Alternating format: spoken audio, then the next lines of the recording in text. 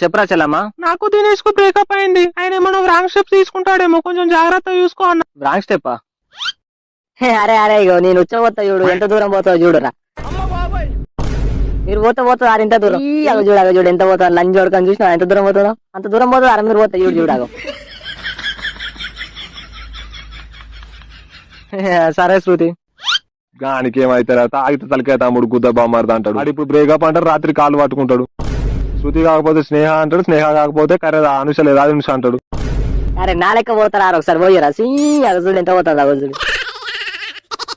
ఇలా లవ్ ఏందో, breakup లేందో, coupling లేందో.